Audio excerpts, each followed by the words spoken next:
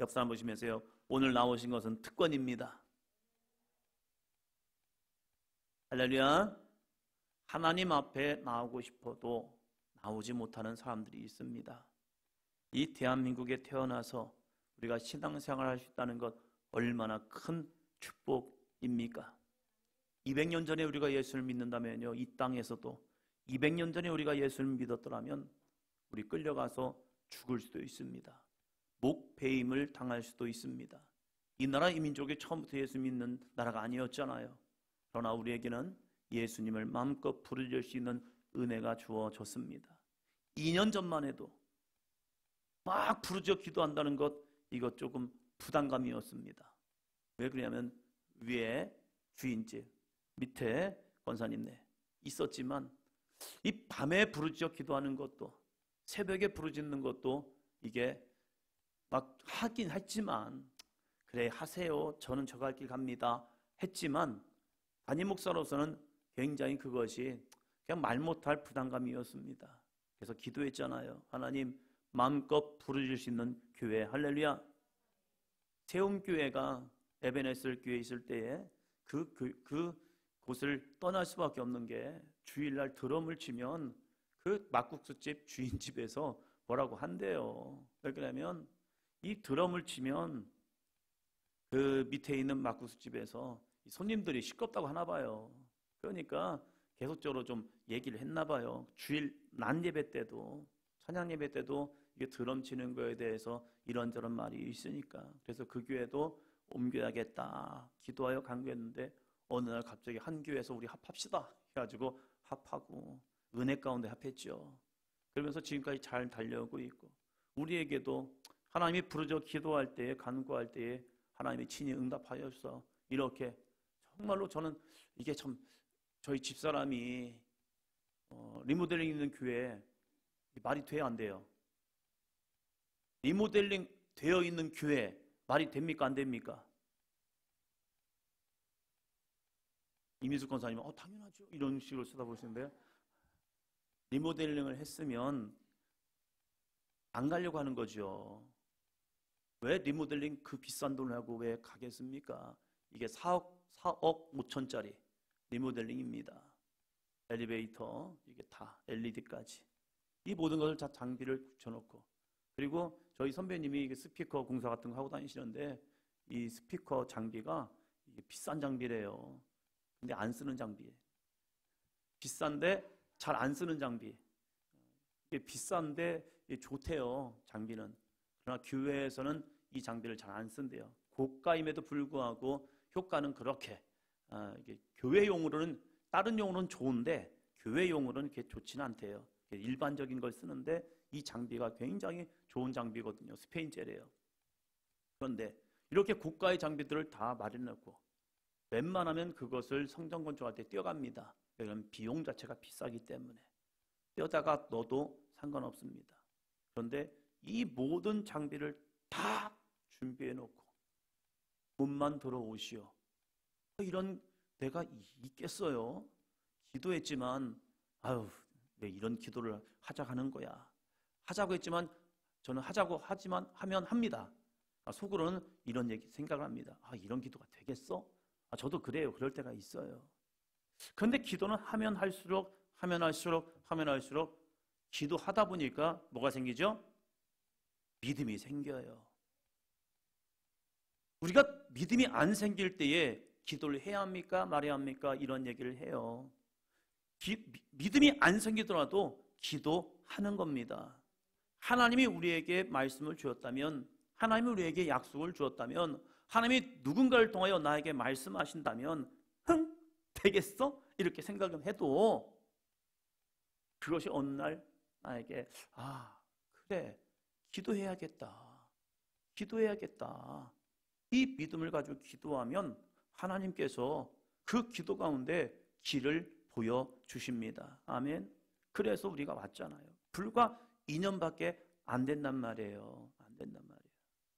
요즘 들어서 또 놀라운 사실을 알게 되는데, 저는 진짜 중학교 때까지 저는 공부를 못하는 사람인 줄 알았어요. 제 머릿속에 나는 공부 못해, 그것도 있고, 큰형 잘했고 둘째 형 잘했고 저는 그랬고, 그래서 원래 그렇게 사는 줄 알았어요. 형은 잘했고 둘째 형은 잘했고 저는 그랬고, 그렇게 살다 보니까 그냥 뭐 굳이 뭐 이렇게 지냈었는데, 어느 날 제 마음속에 이런 마음을 주시는 거예요. 하면 되겠다, 이 마음을 주시는 거예요. 할렐루야. 우리 교회 할렐루야. 그때부터 그럼 하면 되겠네. 왜 안 했을까? 그러면서 희한한 기억이 제 안에 남았어요. 저는 초등학교 때 웬만하면 우리 상장 받잖아요. 할렐루야. 혹시 초등학교 다니면서 상장 못 받으신 분 계십니까? 다 받으셨구나. 잘하셨구나. 저는 받은 게 개근상이에요. 제 머릿속에는 개근상만 받은 줄 알았어요. 그래서 잘못해가지고 정근 한번 받고 개근상. 그래서 열심히 그 상 받기 위해서 학교 생활 열심히 했죠. 근데 어느 날 앨범을 보는데 성적 우수상이 있는 거예요. 제 기억 속에는 희한해요. 성적 우수상이 없는 줄 알았어요. 그리고 나는 오직 개근상만 있다.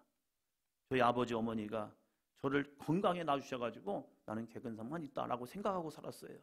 그리고 우등상에 대한 생각은 지워졌어요. 어느 순간에. 왜 지워진지 모르겠어요. 그런데 어느 날 앨범을 보는데 앨범에다가 저희 어머니가 상장을 해놓은 거예요. 그걸 딱 보는 순간 충격을 먹은 거예요. 나도 상을 받았었구나. 그래서 그때 갑자기 마음이 변한 게 뭐냐면, 하면 되겠네, 이 마음이 생긴 거예요. 희한하죠.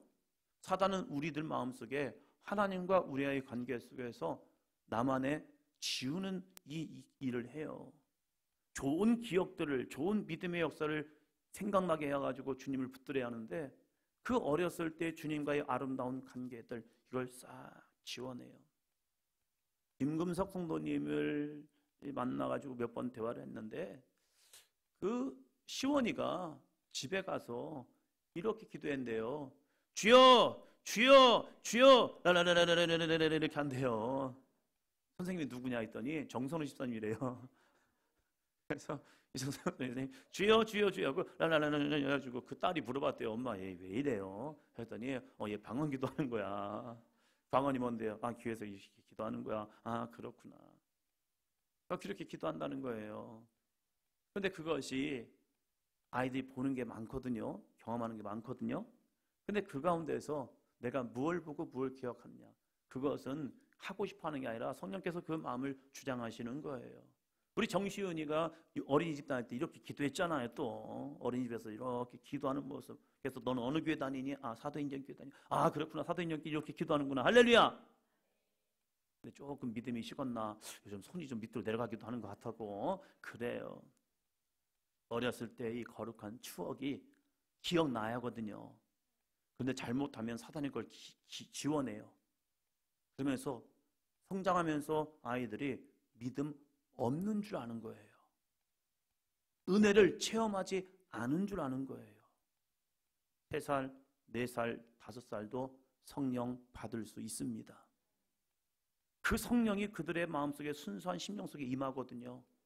근데 어른들을 볼 때는 이것은 그냥 흉내내는 거다. 아니에요. 성령이 그 가운데서 은혜를 주시는 거예요. 근데 그 은혜의 기억을 사단은 지워요. 인생을 살아가면서 좋았던 믿음의 영적 체험들을 사단은 지워버려요. 그리고 우리는 이렇게 생각합니다. 나는 은혜 안 받았어. 나는 주님 만나지 못했어. 나는 주의 음성을 듣지 못했어. 아니에요. 들었어요. 주님과 함께 했어요. 근데 그 기억을 사단이 쓱 지워놔요. 그리고 나는 하나님 앞에 버림받은 줄 알고 평생을 살아가다가 기도하다 보면 그 어렸을 때 그 영적 추억으로 하나님이 생각나게 하실 때가 있어요. 그렇구나. 그랬구나. 그랬구나. 이 은혜를 경험하게 됩니다. 여러분, 나는 누구입니까? 나는 어떠한 사람입니까? 사도 바울의 인생을 보면요, 늘 자신의 은혜 고백을 해요. 오늘 디도서입니다. 디도서.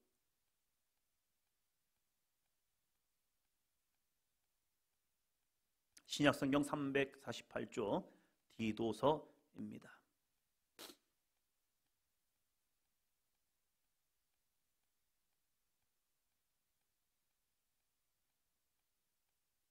나는 누구냐? 이 누구냐를 늘 기억하며 살아가시는 저와 여러분이 되기를 주의 이름으로 축원합니다. 오늘은 여섯 번째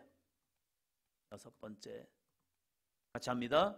바울과 함께한 동역자 디도. 오늘 바울과 함께한 사람들 마지막으로 디도를 보려고 합니다. 디도, 짧은 말씀이지만 이 디도서를 통하여서 디도가 어떤 삶을 살았는가 우리에게 잘 전해줍니다. 그러면서 이 사도 바울은 편지를 쓰면서 꼭 자신을 이렇게 이야기합니다. 1절 볼까요? 1장 1절. 하나님의 종이요 예수 그리스도의 사도인 나 바울이 사도된 것은 하나님이 택하신 자들의 믿음과 경건함에 속한 진리의 지식과 이절여 영생의 소망을 위함이라. 이 영생은 거짓이 없으신 하나님이 것인데, 나는 누구냐? 이것을 끊임없이 여러분 고백하며 살아가는 삶이 되시기를 주의 이름으로 축복합니다. 내가 매 순간 하루를 시작하면서 나는 누구지? 나는 누구지? 나는 누구지? 나는 누구지? 원건이 입사님, 나는 누굴까? 하루를 시작하면서 아침에 일어나면서 나는 누굴까? 나는 새벽기도 용사지. 할렐루야. 1월부터 시작한다니까 했는데 1월부터 시작할 이유가 뭐 있을까요? 이제 다음 주부터 하면 되죠. 나는 누구일까? 나는 새벽기도 못하는 사람이야. 이러면 안 돼요. 저는 우리 이미숙 권사님이 있어서 참 감사해요. 저녁 기도를 하다가 새벽 기도 부탁했더니 새벽 기도 우리 합시다 했더니 자기 새벽 기도 하면 죽는다고. 죽었다가 살아나신 분입니다. 이게 있는 동안에 계속 그거 증거해야죠. 새벽 기도 하기 싫은 분들한테 또 그 간증하는 거죠. 저분도요 새벽 기도 시작할 때는요 자기 죽는다고 그랬어요. 근데 살아있더라고요. 근데 그 고비가 있었어요. 껄핏하면 터져요. 속이 터진 게 아니라 입술이 터져가지고 안으로 터지면 안 보이잖아요. 근데 밖으로 터지더라고요. 그게 보여요. 딱 보이니까 앞에서 입술은 터져 있지, 피곤해 있지. 이 모습을 보면서 힘드시겠다. 그래도 잘 달려오시더라고요. 할렐루야. 우리가 나는 누구인가?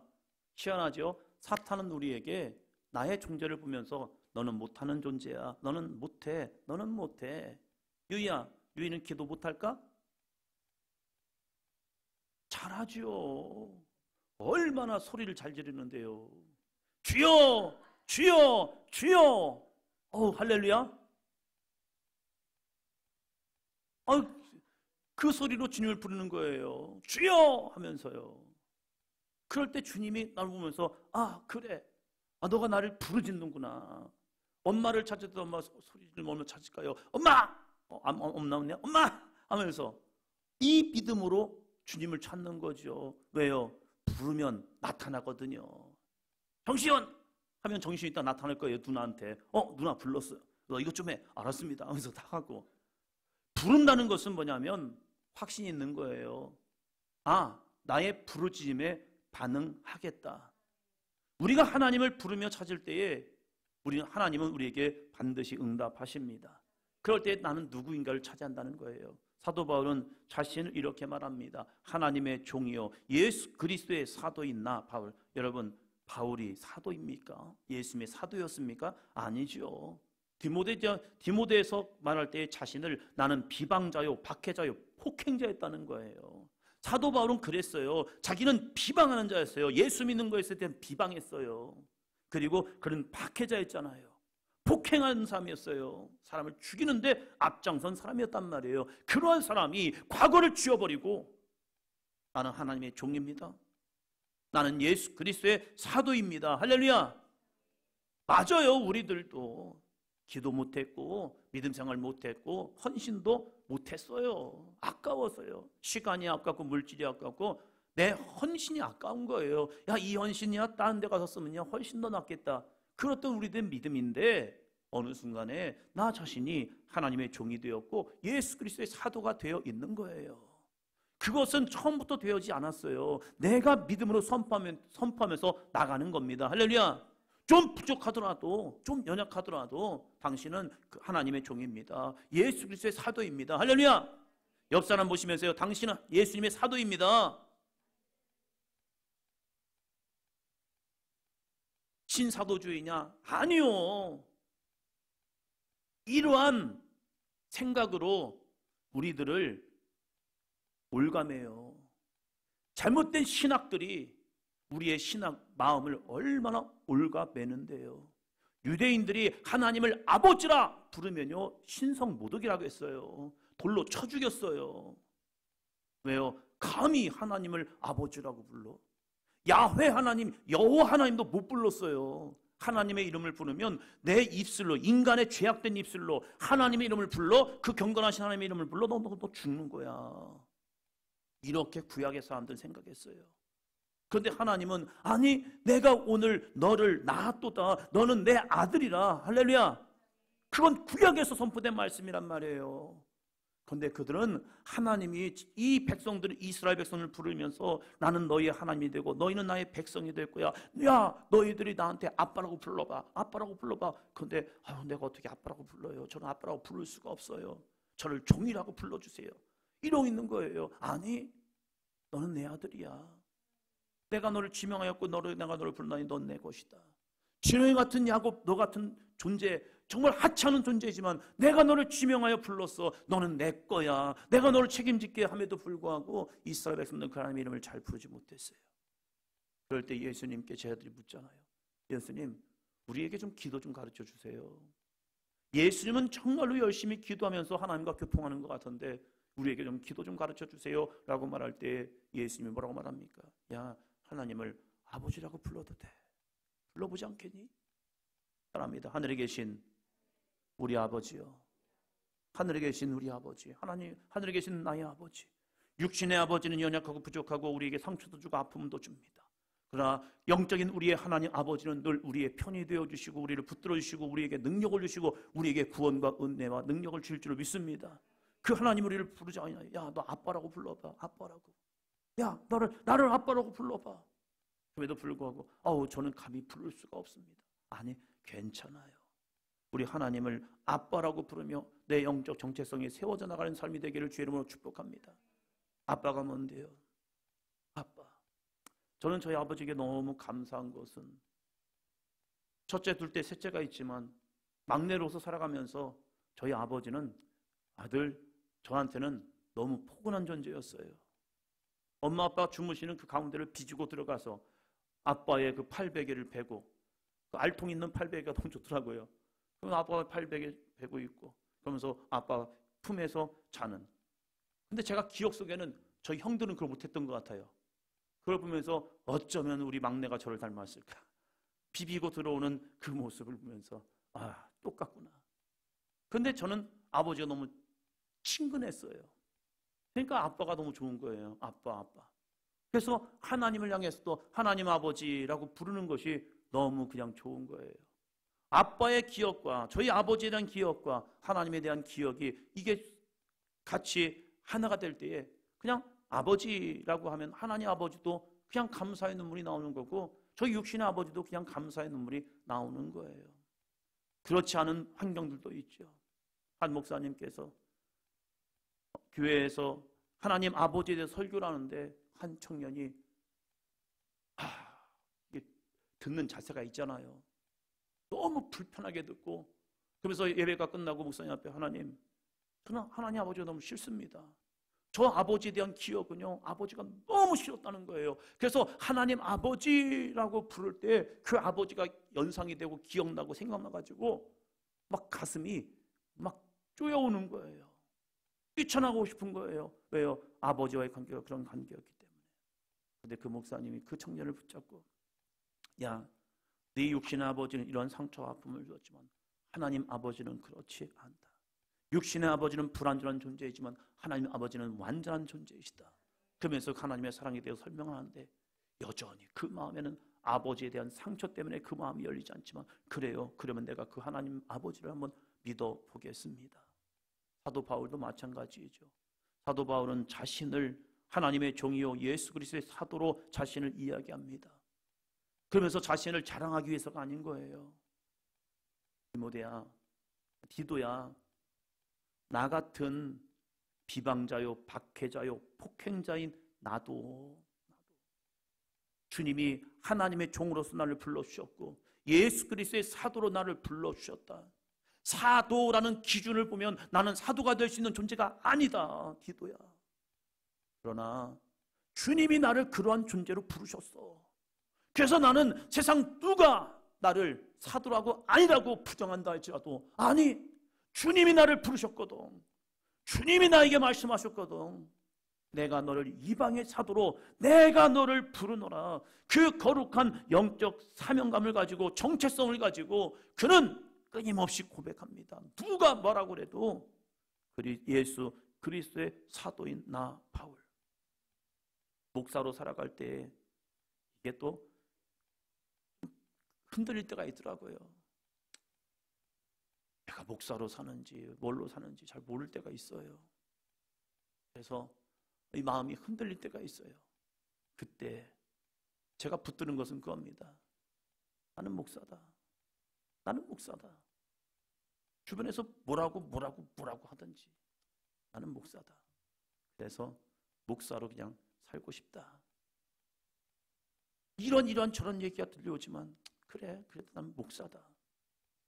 우리는 그리스도인으로서, 권사님들로서, 집사님들로서, 우리의 귀한 믿음의 성도로서 이 귀한 영적 정체성을 가지고 살아가기를 주의 이름으로 축원합니다. 바울이 자신을 자랑하기 위해서 이렇게 하나님의 종으로 예수 그리스도 사도로 자기를 나타내는 게 아니에요. 디도야, 네가 나를 알잖아.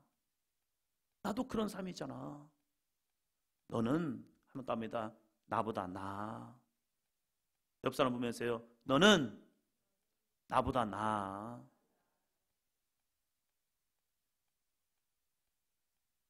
바울보다 디도의 배경이 나아요.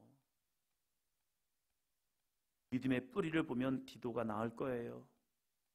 그는 비방자도 박해자도 폭행자도 아니었잖아요. 그러한 바울을 주님이 나를 이렇게 부르셨다면, 디도야, 너는 나보다 나은 거야. 그래서 이렇게 해야 해. 한번 더 합니다. 당당하게 믿음 생활하자. 할렐루야. 사도 바울은 오늘도 우리에게 이 자신의 정체성을 이야기하고 있는 말씀을 보고 있는 우리들에게, 이 말씀을 듣는 우리들에게 너도 하나님이 부르셨어. 그래서 이 믿음으로 살아가는 거야. 할렐루야. 그러면서 그는 이 사명을 이야기합니다. 자기가 이렇게 사도 된 것은 자랑하기 위해서가 아니라 사도는 사명이 있어야 합니다. 할렐루야. 그리스도인은 사명이 있는 거예요. 믿음의 사람은 사명이 있는 거예요. 어떠한 사명일까요? 우리 김지 청년, 어떠한 사명일까요?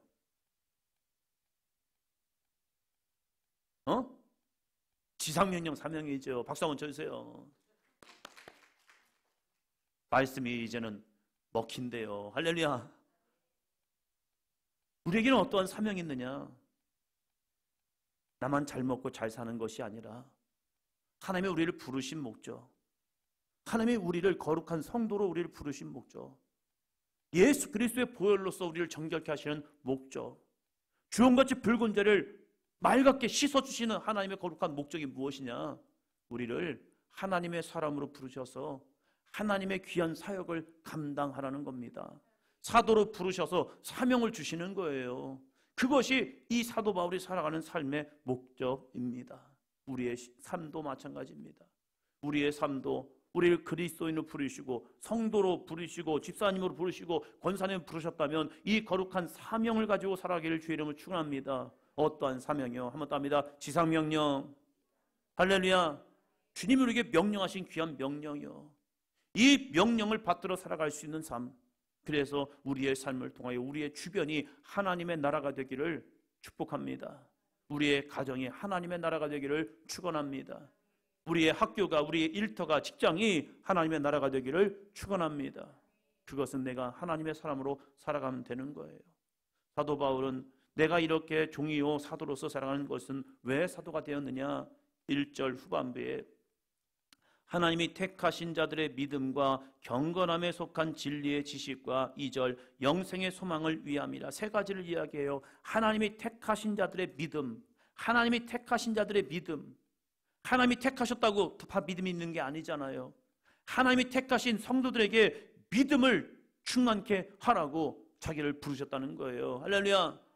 여러분의 가정 가운데 보내는 것은 여러분의 자녀들이 예수님 믿는 것으로 끝난 것이 아니라 그들의 믿음이 성숙하라고 우리를 불러주신 줄로 믿습니다.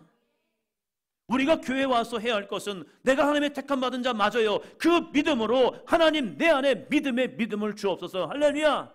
약한 믿음 말고 강한 믿음이요, 연약한 믿음 말고 강건한 믿음이요, 어린아이의 믿음이 아니라 장성한 믿음의 분량까지 자라기를 주의 이름으로 축원합니다. 그래서 누가 무슨 말해도 흔들리지 마시고, 사단이 아무리 우리를 유혹한다 해도 넘어지지 마시고, 그 믿음의 장성한 분량을 통하여 예수님을 닮아가는 삶이 되기를 주의 이름으로 축원합니다. 또 두 번째, 경건함에 속한 진리의 지식으로 있어야 한다는 거예요. 여러분, 세상적인 지식은 많이 들어갈 수 있지만 하나님을 아는 경건함에 속한 진리의 지식이 내 안에 가득합니까? 세상의 정치, 경제, 문화, 내가 하고 있는 일에 대한 지식은 너무 많은데 경건함에 속한 진리의 지식이 내 속에 있냐, 이거예요. 내가 무슨 말을 하느냐, 그 말을 통해서 그 안에 있는 것이 나타나잖아요. 재밌는 말이 있잖아요. 한 여성교회 회장님이 헌신 예배를 인도하면서, 자, 302장을 부르시겠습니다. 302동을 부르시겠습니다. 왜요? 늘 부동산에 대한 관심이 있다 보니까 그 뒤가 다르잖아요. 자, 다 같이 일어나셔서 302동을 부르시겠습니다. 302동? 뭐지? 우리에게 있어서 무엇이 내 속에 충만하여 무슨 말들이 나오냐, 이거예요. 경건함에 속한 진리의 지식을 전하라고 사도로서 바울을 부르셨대요. 디도야, 너도 마찬가지야. 네가 해야 할 것은 경건함에 속한 진리의 지식으로 충만하여 성도들을 양육해야 해. 할렐루야. 3번은요, 영생의 소망을 위함이라. 여러분의 어떠한 소망이 있습니까? 우리는 영생합니다. 할렐루야. 그런데 지옥에 영생하든지 천국에서 영생하든지 두 개로 나뉜다는 사실이에요. 지옥이 한순간이라면 가도 됩니다. 지옥이 한 1년만 있다라면 가도 됩니다. 지옥이 한 10년만 하더라도 갈 수도 있어요, 끝난다면. 그러나 성경 우리에게 말합니다. 영원한 불 가운데 지옥도 영원합니다. 천국도 영원합니다. 그러나 우리는 어떠한 영생을 소망해야 합니까? 예수 그리스도 안에서 영원한 거룩한 천국을 소망하며 살아가기를 주의 이름으로 축복합니다. 우리는 그걸 전하는 겁니다. 천국을 전하며 살아가는 겁니다. 예수 믿고 천국 가시라고. 이 땅에서 잘 먹고 잘 살든지 못 살고 못 먹든지 그럴 수 있어요. 그러나 마지막 지옥은 가지 말아야죠. 지옥 잠시 잠깐이라면 갈 수도 있다니까요. 그럴 수도 있죠. 그런데 이 지옥이 잠시 잠깐이 아니라 영원한 불못이래요. 그래서 지옥이 무서운 거예요. 그곳과 천국은 구렁이 있어서 여기서 저기로 저기서 여기로 못 온다잖아요. 우리가 이 영생의 소망을 전하지 않는다면 누가 이것을 전합니까? 세상은요, 다시 태어나면 된대요. 다시 돌기 때문에 잘 업보를 쌓아가지고 좋은 일 해가지고 다시 좋은 걸로 태어나면 된대요. 지옥 가더라도 밑에서 잘 빌고 잘 하면 바뀔 수도 있대요. 아니요, 성경은 그렇지 않아요. 한 번 심판이 되어지면 끝난 거예요. 그래서 우리에게는 영생의 소망을 두고 그 영생의 소망 대신 예수 그리스도, 우리의 죄를 맑게 씻어주시는 십자가의 능력을 전할 수 있는 삶이 되어야 할 줄로 믿습니다. 바울은 디도에게 이 서신서 첫 머리에 우리가 사도가 된 게 뭔 줄 알아? 우리에게 복음 전하는 자가 된 이유가 뭔 줄 알아? 디도야, 내가 사도 된 것은 하나님이 택하신 자들의 믿음을 세워주게 한 거야. 경건함에 속한 진리의 지식을 저들에게 가르치기 위해서 그래. 내가 사도 된 것은 영생의 소망을 위한 거야. 너도 마찬가지야. 4절 볼까요? 4절 봅니다. 같은 믿음을 따라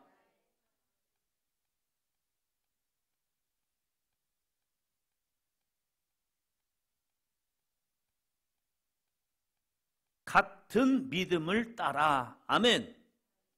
디도야, 너도 같은 믿음을 따라가는 거야. 나만 가는 거 아니야. 너도 가는 거야. 바울만 간 것이 아니라 우리도 가는 겁니다. 할렐루야. 왜요? 우리도 사도기 때문에 그래요. 육적인 사도는 더 이상 없어요. 그러나 영적 사도는 오늘 이 시간 우리에게도 전해져야 합니다.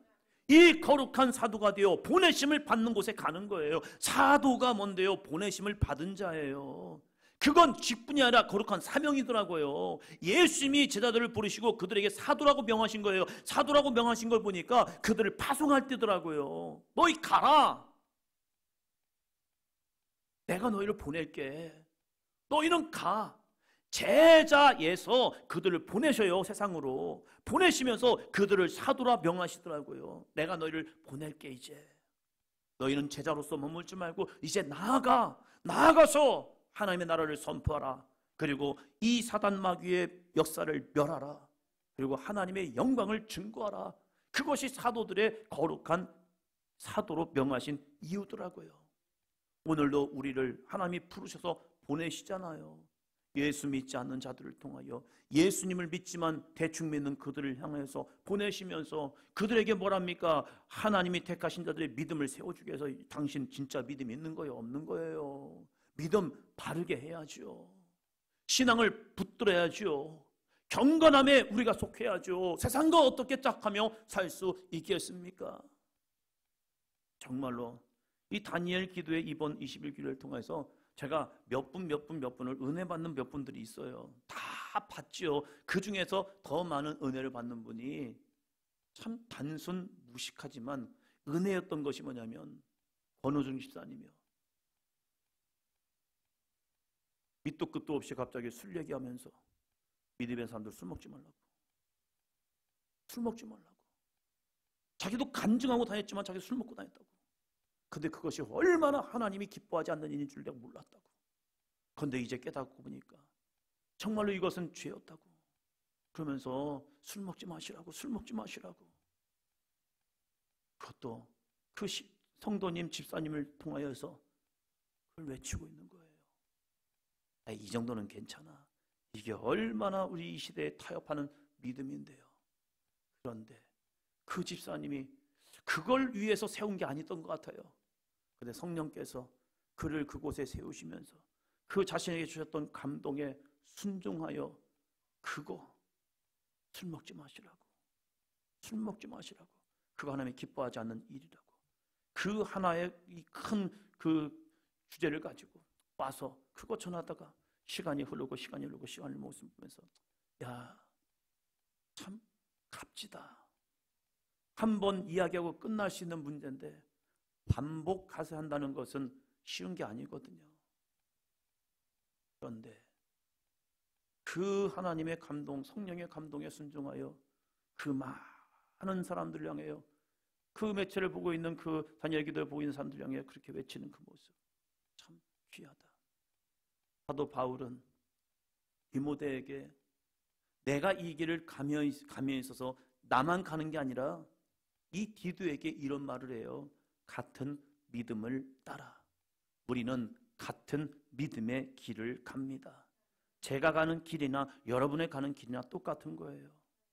목사님이니까 아니에요. 우리는 그리스도 안에 있는 믿음의 사람인 거예요. 권사님이니까 이 정도 해야지. 아니에요. 집사님도 하는 거예요. 할렐루야. 집사님도 마음 되는 거지. 아니에요. 우리 청년들도 하는 겁니다. 할렐루야. 나는 그리스도인이기 때문에. 바울만 간 것이 아니라 디도야, 너도 같은 믿음을 따라가는 자야. 할렐루야. 옆 사람 보면서요. 같은 믿음의 길을 따라갑시다. 그게 뭔데요? 성경 말씀이요. 하나님의 말씀, 그 말씀을 같은 믿음으로 따라가는 겁니다. 그러면서 이 사도 바울이 디모데에게 이런 말을 해요. 같은 믿음을 따라. 중요한 겁니다. 같이 합니다. 시작. 나의 참 아들 된 디도에게. 나의 참 아들 된 디도. 그냥 아들이라고 해도 괜찮잖아요. 근데 거기다가 뭘 집어넣죠? 참. 진짜 아들. 너는 내 아들이야. 너는 내 아들이야. 여러분, 아들의 호칭에는 귀한 의미가 있잖아요. 아들이 되는 순간 이게 엄청난 의미가 있어요. 이 아버지와 아들과의 관계에는 무엇이냐? 친밀함이 있어요. 친밀함. 이 바울과 디도와의 관계에서 야, 너는 내 참 아들이야. 이것은 영적 친밀함. 그래서 아들은요, 쉬워요. 누구에게 가기? 아빠에게 가기 가요. 제가 운전병을 하면서 처음 모셨던 연대장님이 육사 34기예요. 참 성격이 되게 좀 강하셔요. 그래서 그분보다 뭐 나이가 얼마 안 되죠.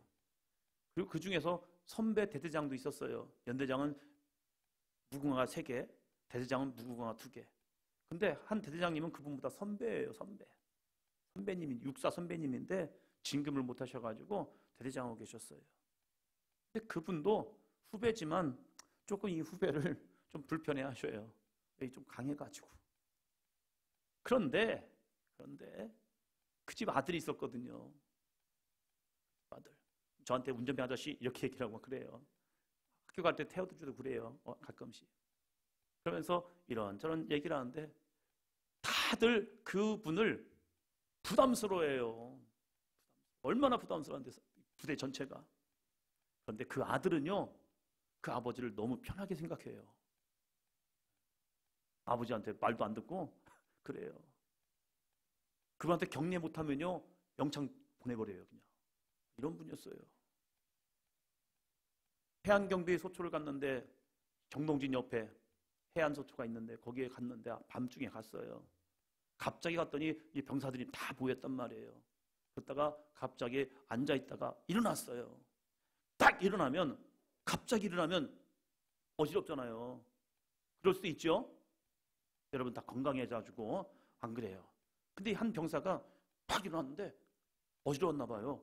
좀 흔들렸어요. 그랬더니 갑자기 얘 영창 보내래요. 바로 갔어요. 그런 분을 제가 모셨단 말이에요. 그런데 그게 중요한 게 아니라 아들은 아빠 말을 잘 안 들어요. 막 까불기도 해요. 왜 그런 줄 아십니까? 아버지와 아들과의 관계이기 때문에 그래요. 친밀함은 기댈 수 있어요. 힘들 때 어려울 때 기댈 수 있어요. 바울은 디도에게 참 아들 된 디도에게라고 편지를 쓰면서 자신과의 영적 관계, 영적 친밀함 이야기하면서 언제든지 힘들면 기대해. 나는 너의 아빠야. 디도야, 네가 사역을 하면서 힘들 때 있을 거야. 어려울 때 있을 거야. 근데 나는 네 아빠야. 네 아빠니까 너는 나를 기대봐. 하면서 이 디도에게 영적 이 관계를 이야기합니다. 또 두 번째 좋은 의미는 유업을 상속받을 자라는 거예요. 여러분, 유업을 상속받는다는 거 좋은 겁니까? 나쁜 겁니까? 세습은요? 좋을 수도 있고 나쁠 수도 있고. 근데 세습이라는 말은 좀 좋지 않은 의미에서 많이 얘기하는 것 같아요. 그런데 아버지의 길을 자녀가 간다는 것은 귀한 거예요. 왜요? 이 자녀가 볼 때에 아버지의 길이 좋아 보이는 거예요. 저는 꿈이 건축가였어요. 그 이유가 뭐냐면 저희 아버지는 막노동 노동자거든요. 근데 저희 아버지가 그 일을 하면서 열심히 일하는 모습이 저는 보기 좋았어요. 힘들게 일했지만, 땀 흘려 일했지만, 큰 기술이 없어서 잡부로 일했지만 그 일하시는 그 모습이 저는 그냥 거룩한 거예요.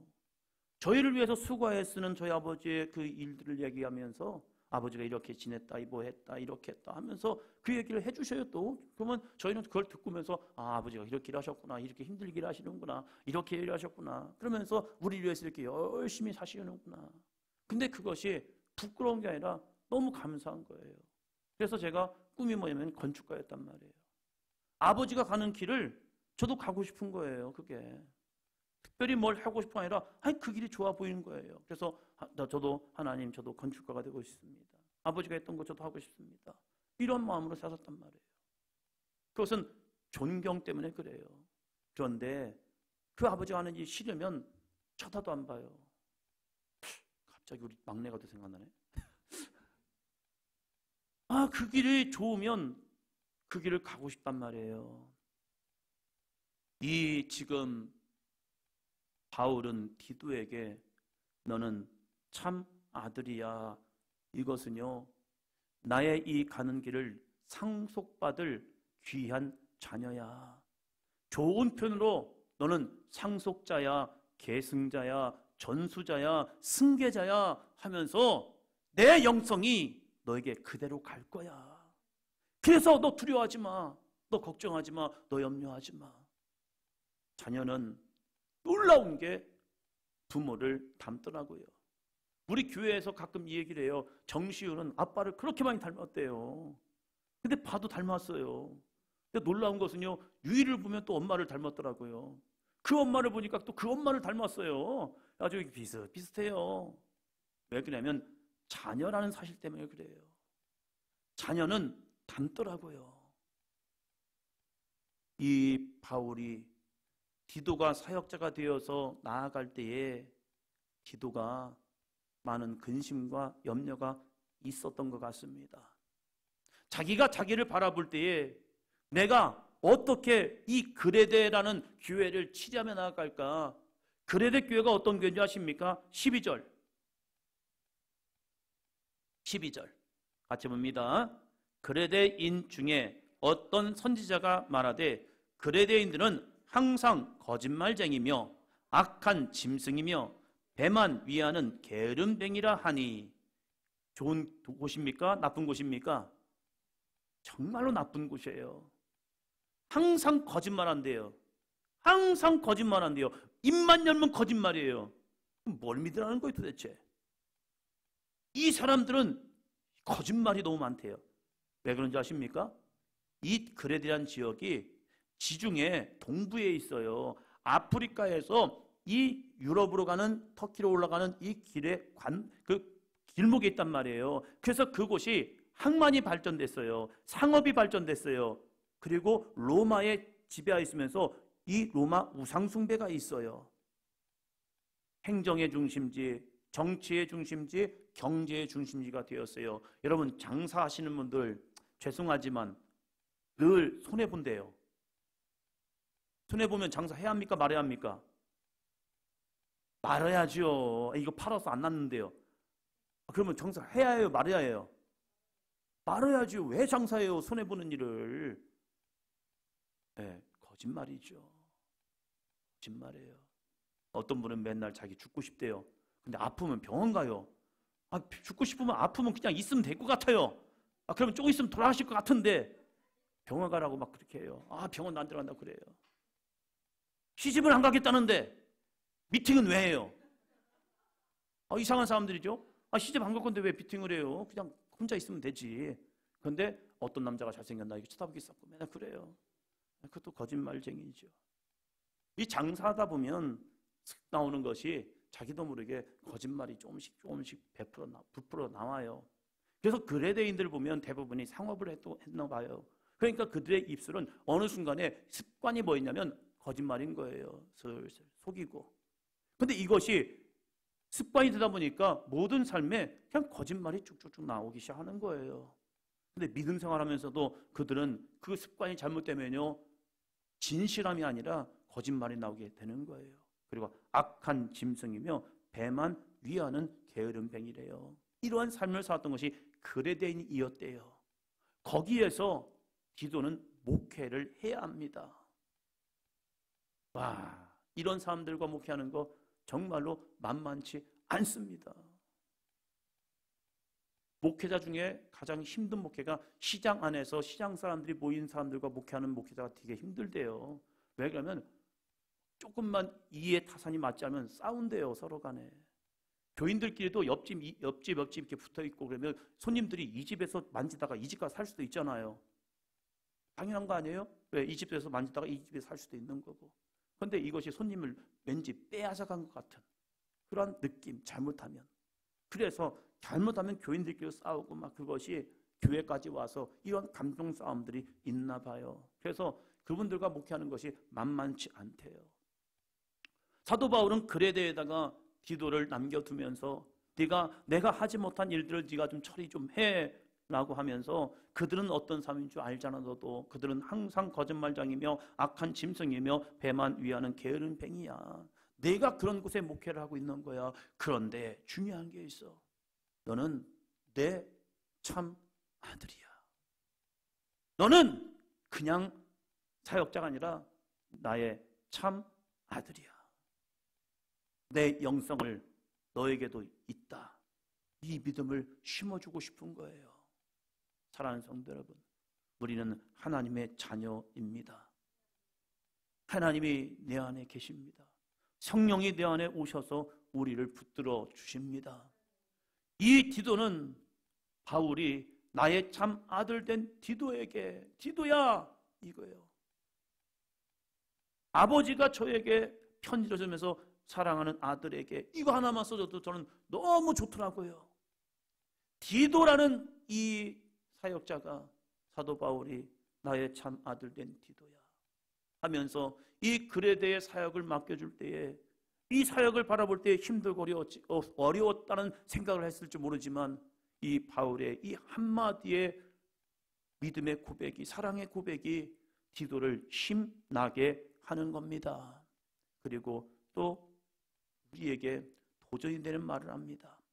하나님 아버지와 그리스도 예수 우리 구주로부터 은혜와 평강이 내게 있을지어다.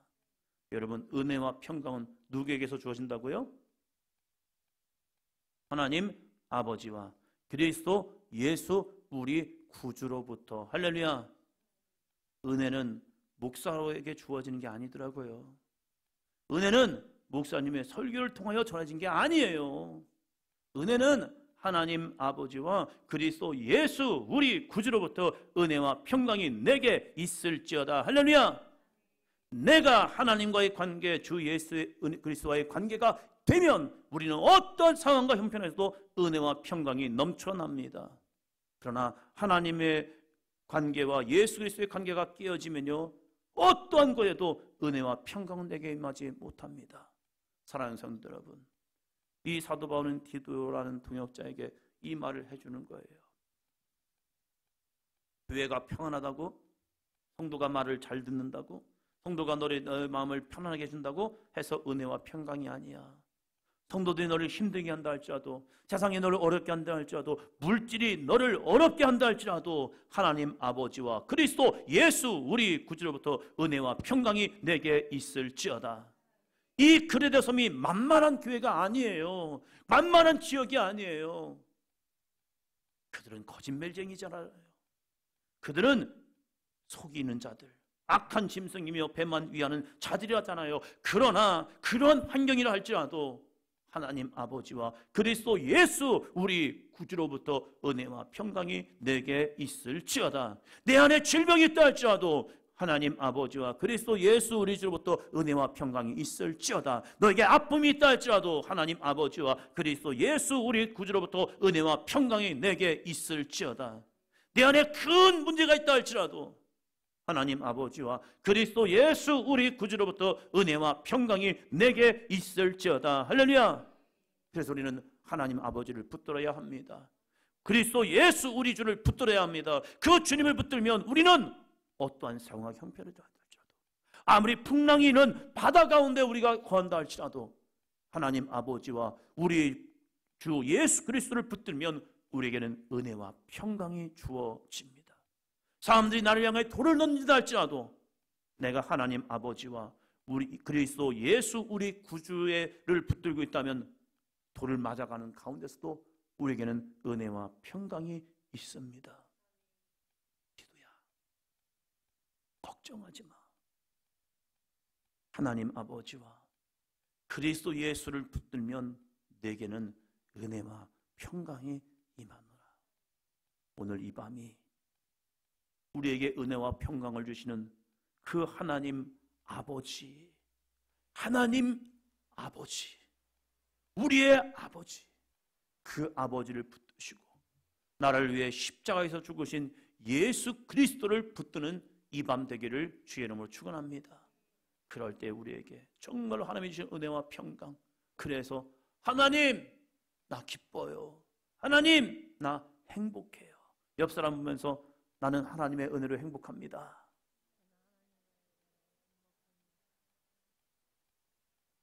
이 행복함으로 오늘 이 밤 집에 돌아가셔서 주님 꿈꾸기를 축원합니다.